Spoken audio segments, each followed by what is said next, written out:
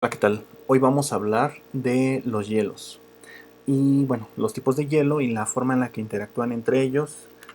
Para esto vamos a retomar un poco de los temas que vimos en la presentación de los estados de agregación molecular de la materia, en la cual habíamos visto que existen varios estados aparte del sólido, líquido y gas, que entre ellos está el plasma y los fluidos supercríticos, pero vamos a dar en esta presentación únicamente énfasis en los tres más conocidos.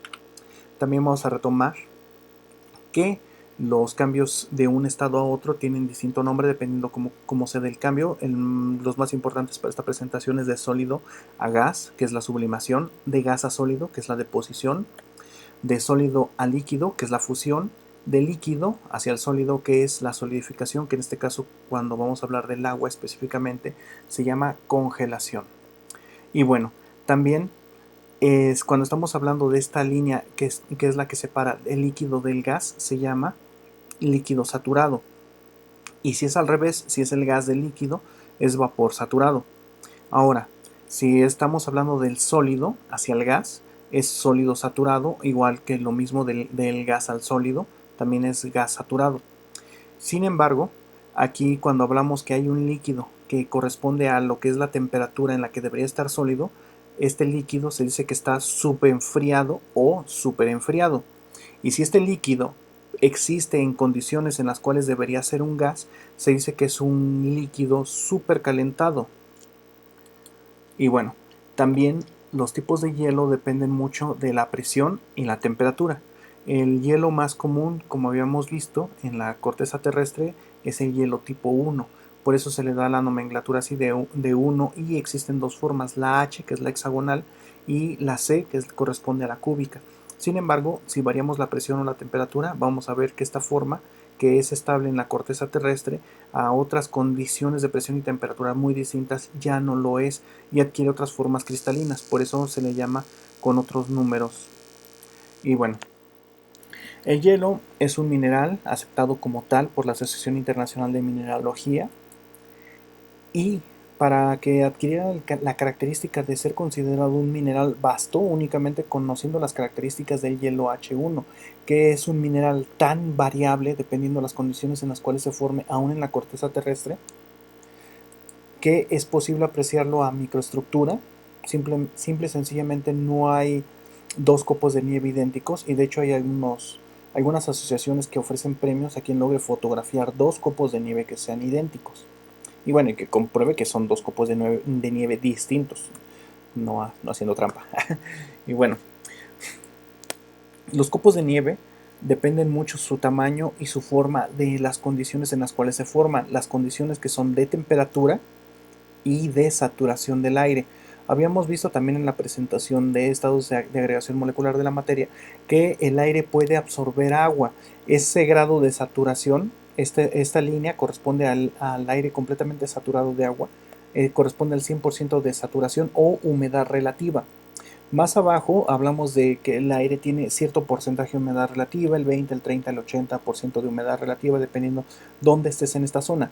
Sin embargo, aquí, cuando el aire contiene más agua de la que puede absorber, se dice que entonces ya esta agua forma nieblas. Y estas nieblas, al, al condensar, cuando estamos hablando de más de 0 grados, estas nieblas pueden formar agua líquida en una superficie fría, pero si el aire está muy frío, entonces estamos hablando de que estas nieblas van a formar cristales de nieve. Y bueno, como habíamos mencionado, estos cristales dependen mucho del el tamaño que va a formar del grado de saturación del agua, es decir, cuánta agua hay en cada metro cúbico de aire. Esta humedad normalmente se mide en gramos por metro cúbico. Un metro cúbico de aire pesa aproximadamente 1 kilo. Y bueno, entonces aquí vemos que dependiendo la temperatura en la cual se forma la nieve y la saturación de agua es el tamaño de los cristales.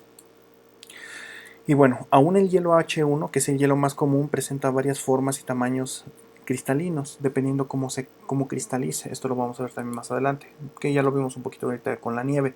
Sin embargo, la estructura de rayos X revela que la unidad funcional, la cual se llama celda unitaria, si tomamos un corte de los copos de nieve y nada más vemos un plano, vemos que cada molécula de agua está unida a 3 moléculas más, esto en un mismo plano, formando la famosa estructura hexagonal, que es por lo cual se le llama hielo H de la estructura hexagonal.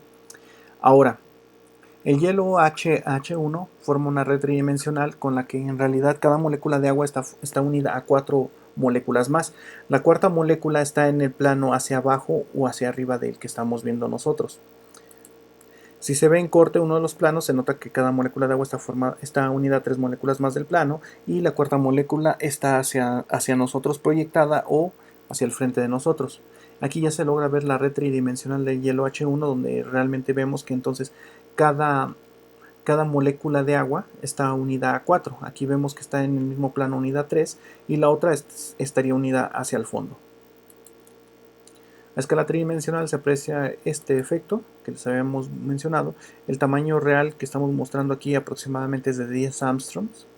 El hielo H1 tiene una densidad de aproximadamente 0.916 kilogramos por cada litro, es decir, un litro de hielo pesa aproximadamente 916.8 gramos.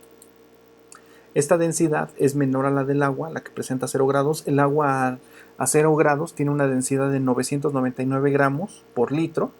Esta da una diferencia de 83 gramos más o menos. Y esta diferencia de 83 gramos por litro hace que el hielo pueda flotar en el agua, y es debido a eso que los océanos no congelan. Cuando el agua congela, la densidad del hielo es menor que la del agua líquida debido a que cambian los puentes de hidrógeno. Algunos autores dicen que se rompen, en realidad no se rompen, nada más cambian de dirección. Este es en el hielo, vemos cómo se forma la estructura hexagonal, pero cuando el agua está líquida, las moléculas tienen la libertad de rotar unas con otras, y entonces aunque se siguen formando 3 puentes de hidrógeno por cada molécula de agua, vemos que aquí están rotados las moléculas, y esta rotación permite que los puentes de hidrógeno sean más cercanos. Entonces, por esta razón es que el agua líquida es más densa que su sólido. Alguna explicación sencilla es que dicen que al se rompen los puentes de hidrógeno se puede tomar como verdadera hasta cierto punto, pero en realidad aquí las moléculas al rotar permiten que esos puentes de hidrógeno se formen de manera más cercana a lo que sucede en el hielo. Y bueno, aunque se conservan los mismos planos, esta diferencia es por la rotación, como habíamos mencionado. La red tridimensional del hielo 1C, que se llama hielo cúbico, se aprecia que también cada molécula de agua está unida a 4 moléculas más, y precisamente esta es la red. Aquí se logra apreciar precisamente en el mismo plano. Vemos que una molécula de agua está unida a 3 moléculas de agua en el mismo plano. La cuarta molécula con la que está unida está en el plano anterior o posterior, dependiendo cómo lo veas. Y también se aprecia que entonces es mucho más compacta esta estructura del hielo cúbico que la del hielo hexagonal, que es al que estamos acostumbrados a ver aquí en la superficie terrestre. Sin embargo, el hielo cúbico también existe en la superficie terrestre, y como está más compacto, tiene una densidad mayor a la del agua, que es aproximadamente 1.05 kilogramos por cada litro. Esto hace que este hielo por cada litro pese aproximadamente 50 gramos más que el agua líquida. Entonces ese hielo, el hielo cúbico, se hunde en el agua líquida. Y bueno, el hielo 1C se puede comenzar a formar aproximadamente a menos 100 grados centígrados, y puede existir hasta los menos 200. A partir de menos 200 grados centígrados, el hielo 1C se transforma en otra forma que se llama hielo 11, o más correctamente hielo 11 ortorrómbico, porque existe otro hielo que es el hielo 11 hexagonal. Y bueno, se forma de manera espontánea el hielo cúbico cuando se enfría el hielo 1H lentamente. Si el hielo 1H se enfría rápidamente, puede que no cambie de manera espontánea, sino que se mantenga su estructura a unas temperaturas menores de 100 grados centígrados por un breve lapso de tiempo. El hielo que se forma en condiciones del medio terrestre se denota como fase 1, según la terminología de Gustav Tannmann. Tanto el hielo 1H como el hielo 1C se forman en la corteza terrestre, por eso a los dos se les da la terminología de 1. Sin embargo, ya nada más varía H o C por su estructura, si es cúbica o hexagonal. El hielo cúbico se obtiene por la deposición de vapor a temperaturas inferiores a menos 130 grados. Esto es muy difícil de obtener en la corteza terrestre.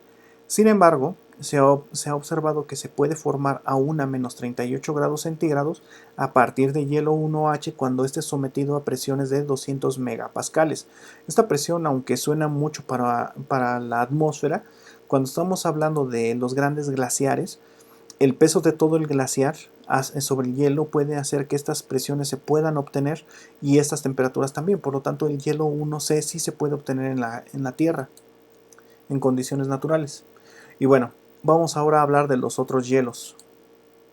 Entonces, como habíamos visto, los otros hielos dependen mucho de la presión y la temperatura. El hielo 2 tiene una estructura romboidal. Este hielo se forma aproximadamente a 238 Kelvin a presiones de 283 atmósferas. Esto es más de lo que se necesita para formar el hielo cúbico. Y su densidad también es mayor a la del agua.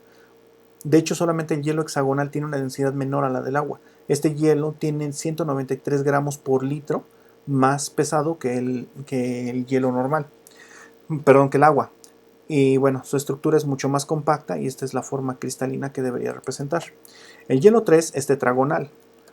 Se forma también a una temperatura similar de 243 kelvins, también a una presión similar y su densidad también es ligeramente mayor que la del agua. El hielo 5 es monocíclico, también se forma a temperaturas similares, pero este sí es a presiones mayores de 480 atmósferas y este, como se forma a una presión mayor, también su densidad es mayor. El hielo 6 también es tetragonal, aparece a temperaturas similares que los hielos anteriores, pero a presiones mayores. Esto hace entonces que su densidad sea todavía más grande que la del hielo 5 y más que la del hielo 2 y 3. Todas estas fases son especialmente frágiles, aunque presentan gran tendencia a la fluidez con respecto al tiempo. Esto hace que estos hielos sean viscoelásticos y se pueden mover y fluir. Hay otros que son más rígidos, se les llama hielos eternos. El primero de ellos es el hielo 7, que presenta una estructura cúbica sencilla y tiene una densidad muy alta, 1.7 kilogramos por metro cúbico. Esta es la estructura del cristal, como se vería. El hielo 8 también existe a presiones muy altas, su densidad es de 1600 kilogramos por metro cúbico. Tiene una estructura tetragonal centrada. El hielo 9 también requiere muy altas presiones para formarse, también es tetragonal, tiene una densidad de 1200 kilogramos por metro cúbico. El hielo 11, ortorrómbico, es más compacto, tiene una densidad de 2 kilogramos por litro o 2000 kilogramos por metro cúbico, es prácticamente el doble que el del agua. Este se forma al enfriar el hielo 1C. El hielo 11, hexagonal, tiene una densidad variable dependiendo de la temperatura y se forma únicamente a temperaturas muy altas y presiones también. Y bueno, el hielo 12 también es a muy alta presión y tiene una densidad de 1.3 kilogramos por metro cúbico. El hielo 10 es uno de los hielos más abundantes en el espacio, bueno, más propiamente dicho en los planetas. Se encuentra en los grandes gigantes gaseosos este hielo porque se forma a presiones muy altas de 70 gigapascales. Se desconoce su estructura en rayos X, sin embargo se sabe que es activo magnéticamente. El agua también es activa magnéticamente, esto lo vamos a ver en un video demostrativo más adelante, pero este hielo es el más magnético de todos. Bueno, aunque ningún hielo tiene una estructura romboédrica, me faltó este cristal que se forma mucho con el bismuto. Estas estructuras preciosas no son hielos, pero me gustó para mostrárselos porque sobre todo esta da más la imagen de lo que quiero mostrar, que sirvieron como inspiración para decoración de los antiguos templos del México antiguo. En varias culturas utilizaron como inspiración los cristales del bismuto para decorar sus templos. El fantasma del hielo o hielo 4. Se desconoce su estructura completamente, aunque no ha podido ser aislado en su totalidad. Fue identificado en 1937, pero el problema es que se descompone rápidamente hacia los hielos 3 y 5 y está perdido entre ellos en una región muy pequeña que ahorita vamos a ver, por eso se le llama el fantasma del hielo. Y bueno, aquí están los tipos de hielo. Esta es la estructura hipotética del hielo 4. Aquí vemos la estructura del hielo 3 y 9, el 2, El 1H y el 11 hexagonal tienen la misma estructura, nada más que el hielo 11 hexagonal es mucho más compacto, tiene una estructura más cercana entre cada molécula. Y aquí vemos el hielo 17, el hielo 16, entre otros. Ahora vamos a ver cómo se da el cambio de una estructura a otra, cómo hicieron en este artículo para cambiar, por ejemplo, del hielo 1H al hielo 9, luego al 15 y luego al 8, que es lo que se procede a hacer. Vámonos con este diagrama nuevamente, nada más nos vamos a enfocar a la parte de los hielos. Entonces tenemos hielo 1H. Aquí se marca la línea de una atmósfera. Este hielo se presuriza a alta presión, se subenfría, se salta la parte del hielo cúbico y se lleva hasta hielo 9. Este hielo existe en una franja de presión muy pequeña y adquiere esta característica, esta estructura cristalina. Ahora, ese mismo hielo se presuriza más y se lleva hasta la forma 15, que es la que procede aquí. Vemos que se salta un breve tramo del hielo 2 y pasó hasta la estructura 15, y este mismo hielo se presuriza más y se forma la estructura de hielo 8, aunque también aquí en el camino podría haber formado el hielo 2. Ahora, en el otro caso también tenemos aquí el hielo 1H. Este se presuriza, no se subenfría, mantenemos la temperatura aproximadamente a menos 60 grados. Estos otros hielos, para que se pudieran formar, estamos hablando de que se estuvo trabajando aproximadamente a menos 200 grados centígrados. Este mismo hielo, al presurizarse de esta forma, forma lo que se conoce como un hielo amorfo de alta densidad, HDA. Ahora este hielo, en esta forma, está perdido en este tramo. No necesariamente forma estos hielos, como aquí vimos que se salta el paso 2, aquí también puede saltarse la franja del hielo 2. Y de aquí al presurizarlo más y subir la temperatura puede formar el hielo 7, el cual puede existir a temperaturas aún de 50 grados centígrados. Y vemos, por ejemplo, que aquí el hielo 3 es una franja muy pequeña, este es el hielo 5, también es una franja muy pequeña, y el hielo 4 está perdido entre estas dos regiones. Y bueno, aquí vemos otro diagrama de los hielos. Aquí vemos el efecto de la temperatura. Aquí vemos 0 grados, 20, 40, 60, 80, 100 grados, 120 grados. Aquí la inversa del volumen o el volumen específico, y aquí la presión. Entonces aquí vemos las distintas facetas del hielo. Aquí nada más estamos viendo esta parte, pero ahora con una tercera dimensión, que es la inversa de la densidad. Entonces, aquí vemos, por ejemplo, aquí está el hielo 1H, el hielo que conocemos es esta partecita pequeña. Aquí encontramos el hielo 3, y aquí está el hielo 3 perdido en este pedacito. El hielo 2, entonces el hielo 2 es esta parte. Ahora aquí también vemos el hielo 5, que corresponde a este pedazo. El hielo 6, que es todo esto, el hielo 6. Vemos que el hielo 6 interactúa mucho con el agua líquida. Es toda esta línea es esta interacción que hay entre estas, y vemos que el hielo 6 existe a temperaturas altas también. Entonces vemos que encontramos todavía el hielo 6 a temperaturas aproximadamente de 60 grados centígrados. Y el hielo 7 lo podemos encontrar aún, esta línea recordemos que era la de 100 grados centígrados, entonces aún a 100 grados centígrados encontramos a hielo 7, y aquí lo vemos que incluso a 120 grados podemos encontrar rastros de hielo 7. Y aquí vemos entonces que entre más desplazado esté hacia este eje, lo encontramos, va a tener mayor volumen específico, es decir, menor densidad. Entonces, de manera inversa, el más denso está hacia el otro lado. Entonces, el hielo 7 es más denso que el 6, y este a su vez es más denso que el 5, y este a su vez es más denso que el 2, que el 3 y que el 1. Bueno, vamos a volver a hablar del hielo 1.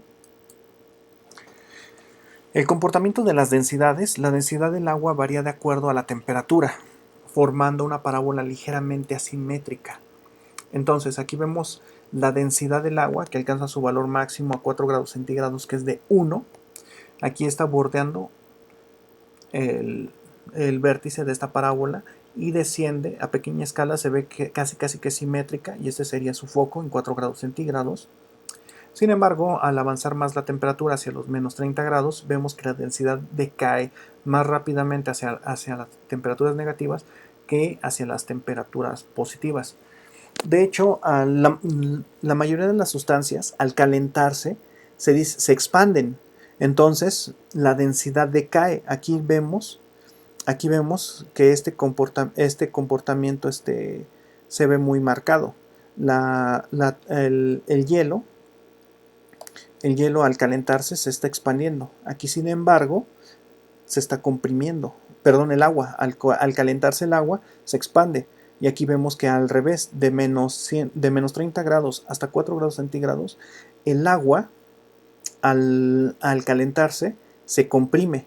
Entonces esto se le conoce como dilatación negativa, y son pocas sustancias las que tienen esta característica de que se dilata negativamente al aumentar la temperatura. Recordemos que el agua normalmente congela a 0 grados centígrados, pero si nosotros presurizamos el agua, puede existir a temperaturas más bajas. Esta agua entonces es súper enfriada o subenfriada. Vamos a ver qué es importante para los siguientes temas que vamos a ver en esta presentación.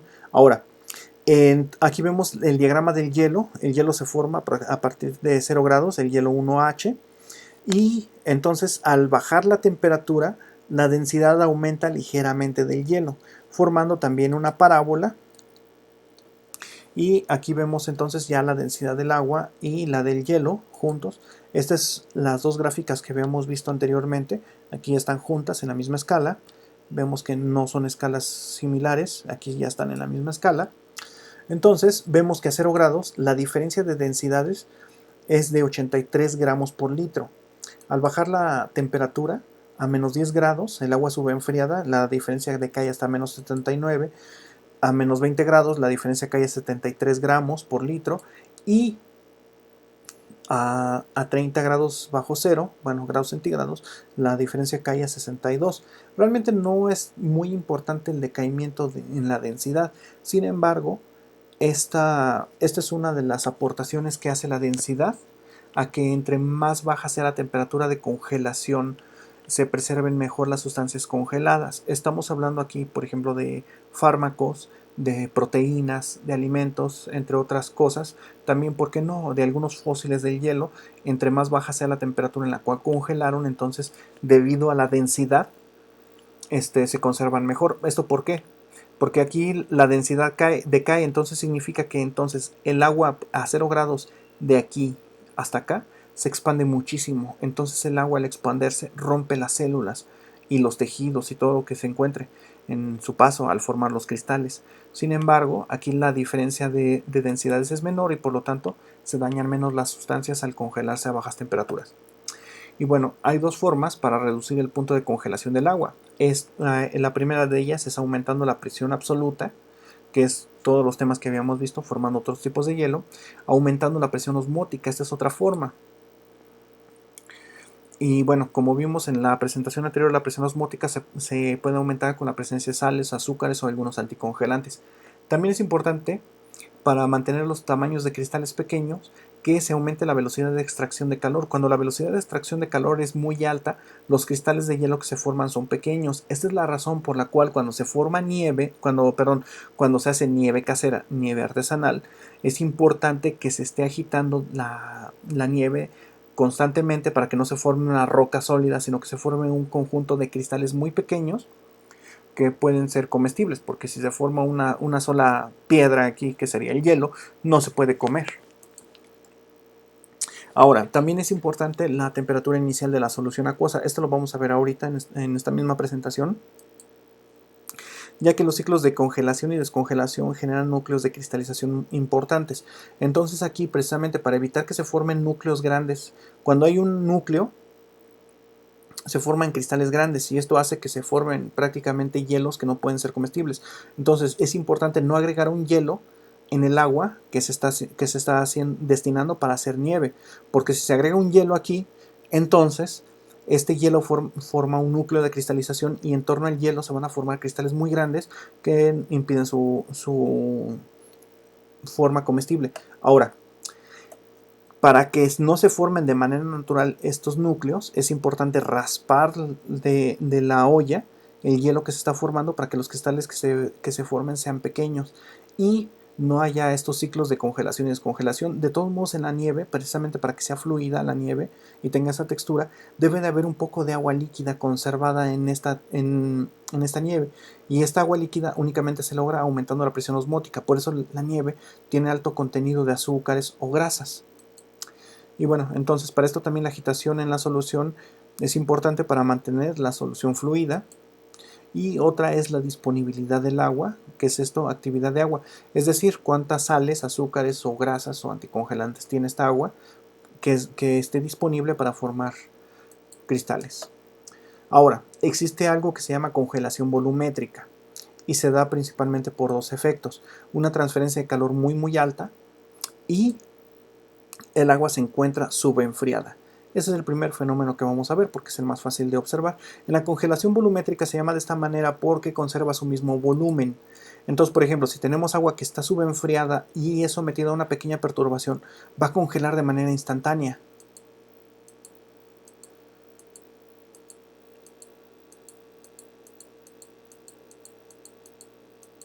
Conservando el mismo volumen.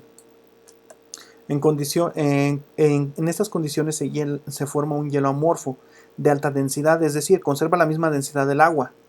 Este hielo si se le da un tiempo, va a volverse hielo H1 y entonces se va a expander y va a poder romper incluso la botella. Esta es la razón por la cual si nosotros dejamos una botella en el congelador, truena, aunque sea de plástico en algunas ocasiones, o por lo menos la deforma. Pero como se dio una congelación muy rápida, se formó hielo amorfo de alta densidad que ocupa el mismo volumen, tiene la misma densidad del agua, por lo tanto la botella no se deformó. Sin embargo, con el paso del tiempo, este hielo amorfo va a formar hielo 1H y entonces ya la botella se deforma. Y bueno, la congelación volumétrica por alta tasa de intercambio de calor se puede lograr aumentando el área de intercambio de calor. Esto también es logrando que se disminuya el grosor de la sustancia para que el calor recorra un menor trayecto y se dé más rápido el intercambio. Esa es la razón por la cual, por ejemplo, cuando queremos enfriar un café, un atole o un caldo que está muy caliente, hacemos un chorro para que el aire se lleve las moléculas de agua que están a punto de pasar a vapor, y precisamente se da un mejor enfriado entre más pequeño sea el chorro que cuando se manejan chorros grandes, porque aquí algunas moléculas, al estar atrapadas entre el líquido, no pueden pasar a la fase gaseosa. Aquí es importante marcar, porque lo vamos a mencionar aquí mismo, que cada molécula que pasa a la fase gaseosa lo hace tomando energía del medio. Entonces enfría a las demás moléculas, toma energía de estas moléculas y esta molécula va a pasar al estado gaseoso a costa de que las demás moléculas se van a enfriar.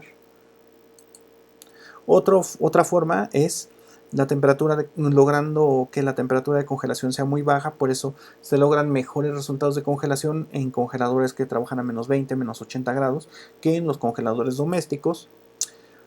Uso de corrientes y agitación para disminuir la resistencia a la transferencia de calor. Esto es lo mismo que habíamos visto con la nieve. Si mantienes una agitación buena, se forman cristales pequeños.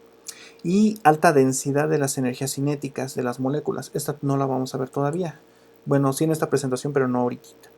Y bueno, todos estos puntos, menos el último, quedan plasmados en la ecuación de Fourier, que dice que el intercambio de calor, la diferencia de calor con respecto al tiempo, es igual a U por A por delta T, donde esta es la velocidad de transferencia de calor, ese es el símbolo del calor y el tiempo. A es el área, que se da en metros cuadrados usualmente. U es la conductividad o el inverso de la resistencia. Y la diferencia de temperaturas. Esto es la temperatura a la cual estás congelando va a restar a la temperatura de lo que estás congelando. El último punto, que es alta energía cinética, se puede lograr con ondas de congelación. Estas son las ecuaciones que Fourier también conoció a través de las ondas de calor, que precisamente llevó a las transformadas de Fourier y las ondas de Fourier, las series de Fourier que él estudió. Ahora, la alta energía cinética también se puede lograr con otro efecto que se llama efecto Mampella, como se pronuncia, perdón. Esto es, con alta temperatura se facilita la congelación cuando hay un área de contacto prácticamente ilimitada. Aquí nosotros representamos con el tamaño de las esferas la facilidad con la cual una molécula puede pasar o moverse, pasar hacia otro estado. Entonces, por ejemplo, entre más pequeña sea la molécula, más facilidad va a tener para desplazarse. Entonces, así se ven más o menos las moléculas a alta temperatura, mientras que a bajas temperaturas tienen mucho más dificultad para moverse. Aquí también hay otro efecto muy importante. Las moléculas aquí tienen una distribución desigual. Hay moléculas con muy alta energía, hay moléculas obviamente con una temperatura media, una energía cinética media, pero hay moléculas que también tienen baja energía.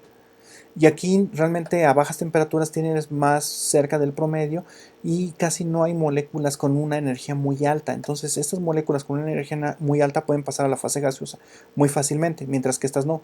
También aquí pasa otra cosa. La tensión superficial hace que las moléculas de baja energía estén rodeando al líquido. Entonces estas moléculas de baja energía van a evitar que las moléculas que tienen energías más altas pasen a la fase gaseosa. Además, aquí también otro fenómeno que también interviene es la viscosidad. Este líquido a baja temperatura normalmente es mucho más viscoso que un líquido a alta temperatura. Este efecto Mampela hace que agua a mayor temperatura se enfríe mucho más rápido que aguas enfriadas a menor temperatura. Entonces aquí vemos, por ejemplo, agua que fue enfriada a 42 grados centígrados y agua que fue enfriada a 18 grados centígrados. Vemos como el agua que tenía una temperatura más alta inicial logra congelar a menos 10 grados antes que el agua que estaba más cerca del punto de congelación. Este es el efecto Mampela visto en aire que se encuentre subenfriado. Este aire debe estar aproximadamente a menos 10 grados centígrados para que se vea este efecto. Cuando tú arrojas agua caliente al aire frío, este aire hace que el agua congele. Se forma gran cantidad de vapor, pero este vapor al salir del líquido enfría el líquido a su alrededor al grado de que este congela y se da una congelación volumétrica. Entonces aquí todas las gotas de agua que van cayendo se congelan antes de llegar al piso y solamente se logra con líquidos calientes. Si tú arrojas agua muy fría, no se logra ver este efecto. Vamos a ver qué es lo que está pasando ahora con el diagrama de estados de agregación. Tenemos un aire que se encontraba aproximadamente a menos 10 grados centígrados. Este aire estuvo en contacto con un agua que estaba cerca del punto de ebullición, cerca de 100 grados centígrados. Entonces, precisamente el aire frío hizo que el agua congelara. Entonces, la distancia que recorre la flecha hasta la temperatura del aire va a ser exactamente el equivalente al agua que se hubiera evaporado si el agua estuviera aproximadamente, por ejemplo, aquí en este caso, a 180 grados. Esta agua, no estoy diciendo que se comportara, no estoy diciendo que esta agua estuviera a 180 grados. Si esta agua hubiera estado a 180 grados y no se le aplica ninguna corriente de aire, la energía cinética de esta agua supercalentada se hubiera hecho que algunas moléculas se vuelvan gas, pero no todas, porque la energía cinética no alcanza a evaporar todas. Y bueno, entonces esta cantidad de energía cinética que se lleva hacia este lado es la misma que se va a impulsar hacia el otro. Entonces, dándose una conservación del momento haciendo este fenómeno. Esto significa que entre más caliente es el agua, más caliente está el agua, más se da este fenómeno. Entonces, si el agua está fría, como la distancia hasta la temperatura de congelación es menor, entonces la temperatura equivalente del líquido es menor, la evaporación va a ser menor. Entonces, por ejemplo, si nosotros tenemos una presión menor, entonces esta agua sería equivalente como si estuviera a 50 grados centígrados. Pero vamos a ver un caso más drástico. En el espacio, por ejemplo, nuestra temperatura es 37 grados centígrados, sería esta línea, y en el espacio estamos trabajando abajo del punto triple del agua. Aquí el agua ya sublima, pasa directamente de sólido a vapor. Entonces, como en la temperatura del aire del espacio, bueno, que no hay aire, pero la temperatura del espacio es muy baja, estamos hablando aproximadamente de menos 200 grados centígrados, entonces la cantidad de agua que evapora es muy alta, es el equivalente a como si esta agua estuviera a 200 grados centígrados. Entonces el agua que está contenida en el cuerpo puede evaporarse en grandes cantidades mientras que el resto, la que no se evapore, se va a congelar muy muy rápidamente. Esto genera una explosión. Agua supercalentada con el efecto Mandela ocasionaría una muerte instantánea de una persona que es sometida a las condiciones del espacio si su traje llega a fallar. Y bueno, ya casi para terminar, vamos a ver entonces ahora en soluciones el agua como congela. Perdón, los cristales de agua dependen mucho de la temperatura de congelación y del agua disponible que esté. Entonces, por ejemplo, cuando estamos congelando, aquí estamos congelando agua que tiene muy poca actividad, se forman siempre cristales muy pequeños. Entonces nosotros, si congelamos una solución muy salada, muy azucarada, los cristales que se van a formar de agua son muy pequeños. Sin embargo, si tiene muy poca concentración de sales o azúcar y estamos congelando a temperaturas bajas, es decir, cercanas a 0 grados, los cristales de hielo que se forman son muy grandes. Esos cristales pueden romper a la célula. Por eso cuando se da una congelación lenta se forman cristales grandes y rompen a las células. Mientras que una congelación rápida, a menos 70 grados centígrados, aun cuando se tienen actividades de agua altas, forman cristales pequeños que no lastiman tanto a las células. Para lograr bajar la actividad de agua, puedes hacer una deshidratación osmótica, es decir, por ejemplo, si nosotros queremos hacer fresas congeladas y que no se arruinen al momento de congelarlas, podemos ponerlas en agua con azúcar muy concentrada, se da una deshidratación y una vez que se deshidrata la fresa se congela y entonces va a conservar mucho mejor sus propiedades que si congelamos directamente la fresa así y sobre todo está caliente. Y bueno, se comporta de manera similar a la formación de los copos de nieve, como logramos ver. Esta es la formación de los cristales. Esto es muy importante, sobre todo para la conservación de alimentos, conservación de tejidos, también la obtención de algunos liofilizados y fármacos y así. Esto lo vamos a ver sus aplicaciones en otras presentaciones, sobre todo para el área alimenticia y farmacéutica. Por el momento es todo, muchas gracias y hasta la próxima.